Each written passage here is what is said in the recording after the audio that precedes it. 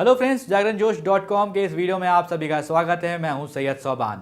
आज के इस वीडियो में हम जानेंगे कि आज के करंट अफेयर से क्या कुछ सवाल बनाए जा सकते हैं, उनके सही जवाब क्या होंगे और साथ ही साथ उनसे रिलेटेड कुछ की फैक्ट्स के बारे में भी बात करेंगे। साथ ही साथ इस वीडियो के एंड में आपको एक सवाल देंगे जिसका जवाब आपको हमें कमेंट बॉक्स में लिखकर देना होगा। तो चलिए शुरू करते हैं पहले सवाल के साथ। फोर्ब्स की तरफ से जारी 100 पावरफुल वुमेन लिस्ट में निम्न में से किस महिला को प्रथम स्थान प्राप्त हुआ है? इसका सही जवाब है एंजेला मार्केल। इस सूची में लगातार 10वें साल जर्मनी की जो चांसलर हैं, जिनका नाम है एंजेला मार्केल, वो शीर्ष स्थान पर रही हैं। कमला हैरिस इस सूची में तीसरे स्थान पर और निर्मला सीतारमण इस सूची में 41st जो है रैंक पर रही हैं। 17वीं ये वार्षिक फोर्ब्स पावर लिस्ट में जो है इस बार 30 देशों की महिलाओं को शामिल किया गया है। रोशनी नादर मल्होत्रा 55वें स्थान पर हैं और किरण मजूमदार शॉ 68वें नंबर पर हैं। लैंडमार्क समूह की प्रमुख रेणुका जगतियानी को सूची में 98th रैंक प्राप्त हुई है। अब बढ़ते हैं अपने अगले सवाल की तरफ। हाल ही में किस देश ने पहली बार अपने कृत्रिम सूर्य परमाणु संलयन रिएक्टर को सफलतापूर्वक संचालित किया है? इसका सही जवाब है ऑप्शन सी, चीन। कृत्रिम सूर्य परमाणु संलयन रिएक्टर को सफलतापूर्वक संचालित किया। इस परमाणु रिएक्टर से स्वच्छ ऊर्जा प्राप्त होने की उम्मीद है। चीन के वैज्ञानिकों ने कृत्रिम सूरज परमाणु संलयन रिएक्टर को सफलतापूर्वक कर दुनिया में दूसरे सूरज के दावे को सच कर दिखाया है। इस वीडियो में आगे बढ़ने से पहले एक ज़रूरी सूचना आप सभी के लिए।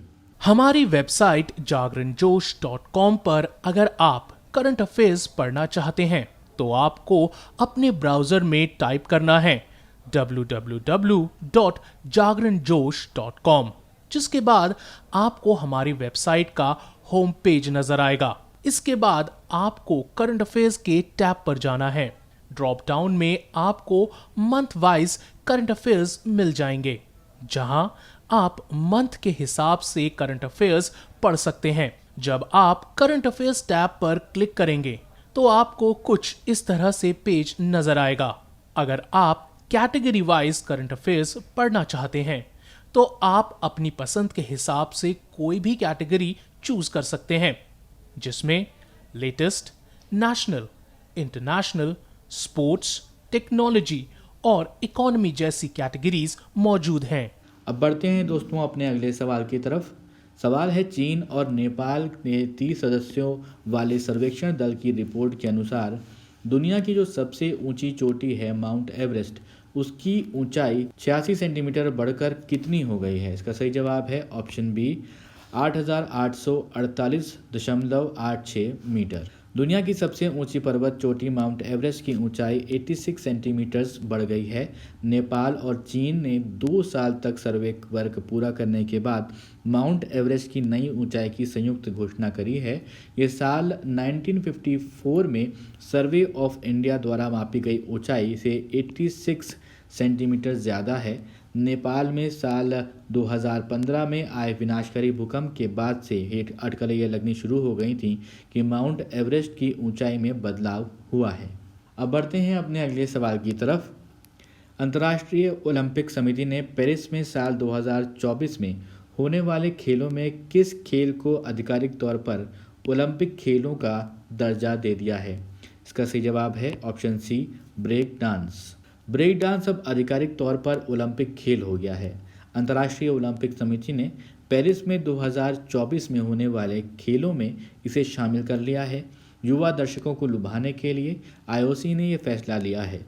इसके अलावा स्केटबोर्डिंग, स्पोर्ट क्लाइंबिंग और सर्फिंग को भी इन खेलों में शामिल किया गया है। इन 3 खेलों को टोक्यो ओलंपिक में शामिल किया जाना था, जो कोरोना वायरस महामारी के कारण 1 साल के लिए स्थगित कर दिए गए हैं। अब बढ़ते हैं अपने अगले सवाल की तरफ।